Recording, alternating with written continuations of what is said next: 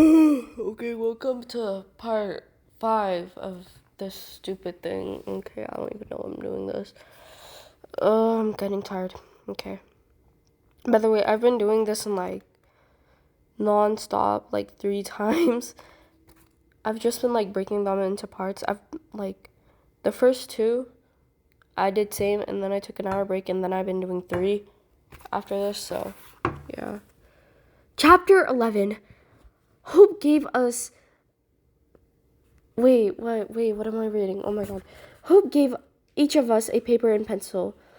That's that night at dinner. What's this for? Joplin asked. Us Oh my gosh, it's a special project, Hope said. We have a baby goat in the barn, and we just adopted him from a local farm, and we're gonna start. I mean, oh my gosh, we need a name. So every camper gets a submission of 3 choices, and the farm staff will vote their favorite one, and there'll be a new name for the goat, forever. Curly haired Kylie said, forever. Hope said. We all sat down then.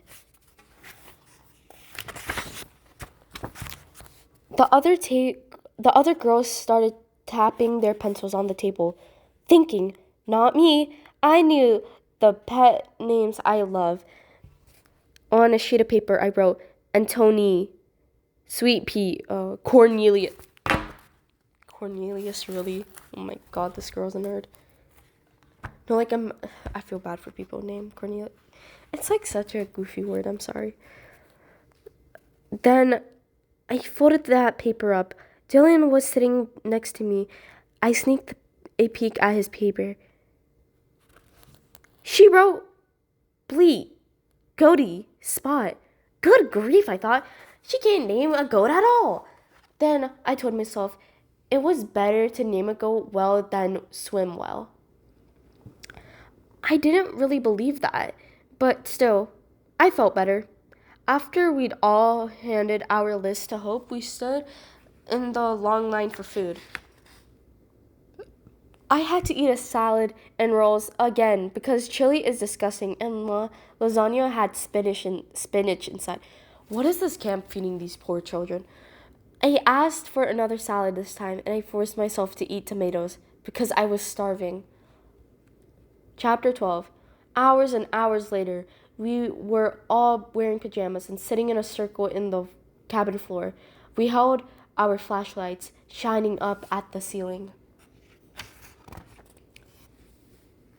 Okay. We set a candle in a dish on the floor in front of her. Okay, Gypsy Moth, she said. As soon as I've lit the candle, we'll all turn on our flashlights. She lit the candle with a match, and we all turned off the lights. Turned off our flashlights and started flickering of one flame. Was the only light. It felt spooky, but peaceful too. And I was so tired. We'll have candle lighting next. Wait. Oh my gosh, we'll have candle lighting every night, Hope said. And we'll always start with the question, answer only if you want to type She waited a moment. Crickets chirped outside. Then she said, oh my gosh, tonight's question is, what was the highlight of your day? Okay, mine was meeting all of you. We all had a moment of quiet again. Then Droplet said, mine was the lemon lime fruit bar. And Dylan said, mine was seeing Kylie and Kylie. Montana said, hello? What about me? You too, Dylan said. And Amelia, and Gwen. Each of those girls then talked about seeing the others that sat there very quiet, thinking about my whole day. I couldn't think of a single highlight. After everyone had finished, Hope paused a long moment, probably wishing I'd say something, but I didn't. So she stopped waiting and taught us a song. A much slower song than the one about Desperado. When we all sang together, Hope blew out her candle, and as we switched on our flashlights. She said, one more reminder before like bed. You should like never bring your food into the cabin. Like, it attracts animals. Like rats? Amelia said. Rats? Yeah, that's right, Kylie said. We all had one in the cabin last year because of Dylan. I had to shake my foot then. I could practically feel the rat on it. My mom sent a cake, Dylan said. It was delicious. That rat thought too. That rat thought so too, Kylie said. Okay, Hope said. If she sends cake next this year, we'll store it safely in the dining hall. Now everyone get into bed. So I climbed into my bed. It was a strange feeling being so high. And the mattress were lumpy, and my sleeping bag was thinner and more slippery than a quilt I used to use at home. My parents weren't in there to tuck me in and kiss me goodnight, but I barely thought about that at all because before most of the girls turned off their flashlight, I had fallen asleep. Okay. Chapter 13. In the middle of the night, I had a nightmare about a rat hanging on to the leg of my jeans tight with a pointy teeth. I shook and shook my legs, trying to fling them off. I tried so hard. I woke myself up. Then I sat up, confused. I was relieved there was no rat. I need water. Okay. But I didn't know where I was. Just that I wasn't home. Nothing felt like home. Not even the air. I swear to God, was that another bug? I swear to God. I swear to... Oh my gosh. Please don't tell me that was another...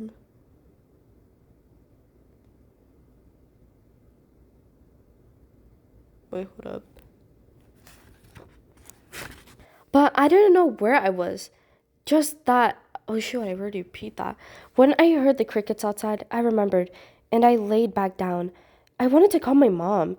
She'd bring me a glass of water and rub my back and say, It was just a dream. Don't worry. It was just a dream. I couldn't believe. I hadn't made it through a single night yet. I couldn't believe. I had 9 more to go. I remembered my whole rotten day, my flying fall, my stinging hands, my knees, my chin, the stupid lumpy bed, which I couldn't even make. The stupid swim test, the mosquitoes, the no candy rule, the rat, the spiders spinning in the bathrooms. Every time I went to pee, changing my clothes in front of the girls I barely knew before swimming and after swimming, and before bed. I don't want to be here, I thought. I hate camp. I just hate it. I made an important decision then. I fumbled in the dark for my flashlight, hanging on the wooden frame out of my bed. Then, very quietly, I climbed down my bunk ladder. Gwen was breathing, a slow, whistly kind of breathing. In the bunk below mine, I tiptoed past her. I got my stationery pen and pen from my cubby, then climbed back up the ladder and started writing a letter. I wrote, Dear Mom and Dad, I have met Esmeralda. Remember, Mom? I met Esmeralda. I can't wait to see you both. This is how much I miss you.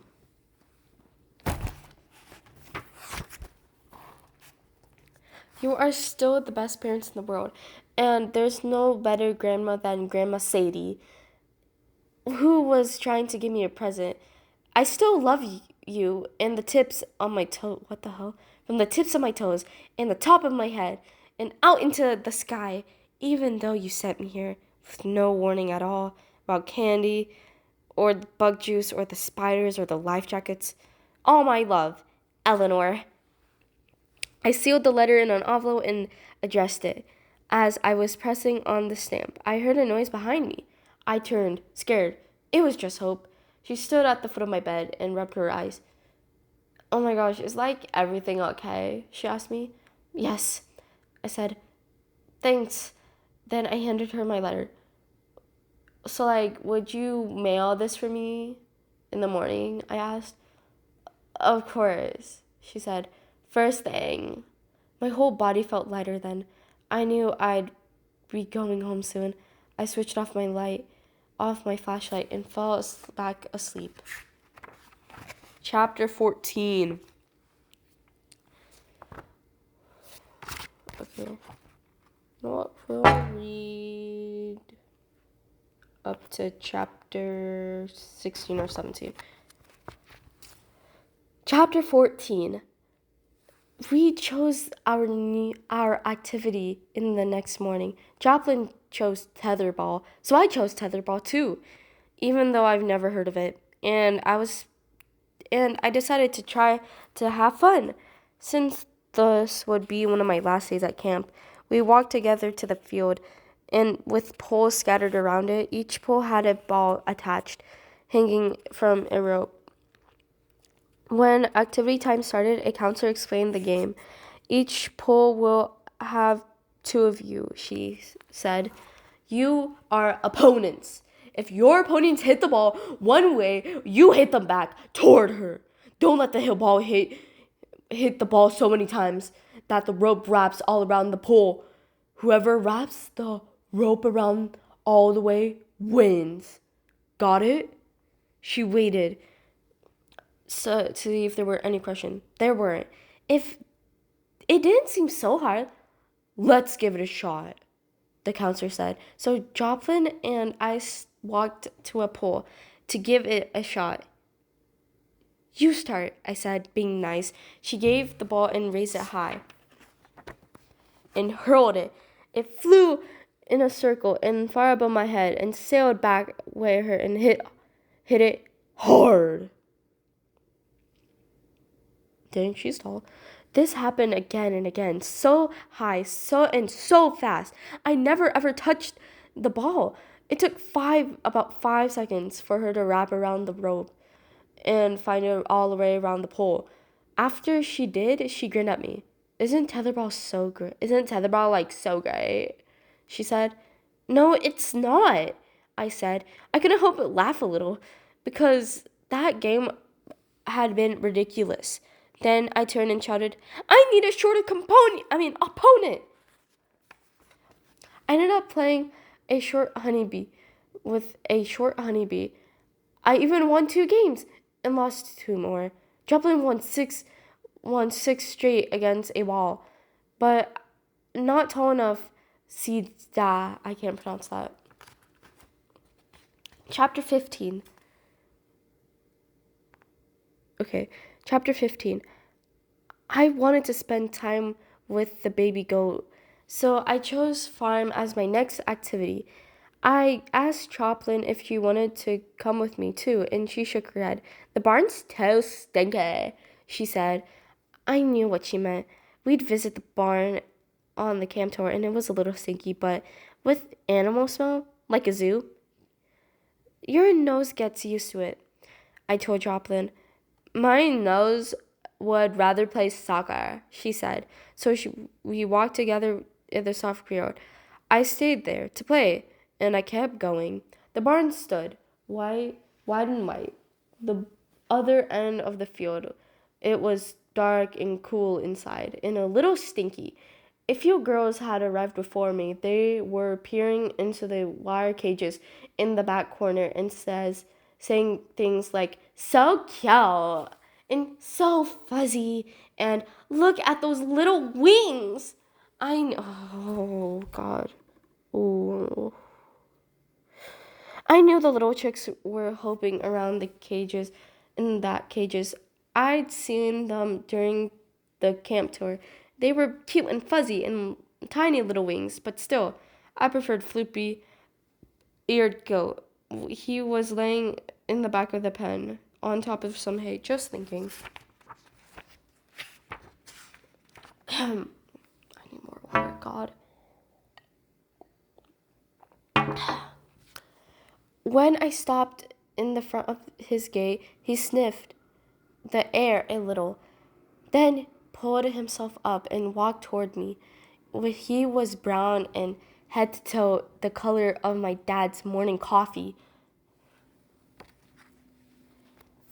The color, they'd better not name you Spot, I told the goat.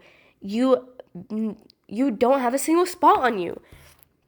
He pushed his nose through the gap in the gate. I scratched underneath his chin and kept thinking about names. He didn't seem like Tony.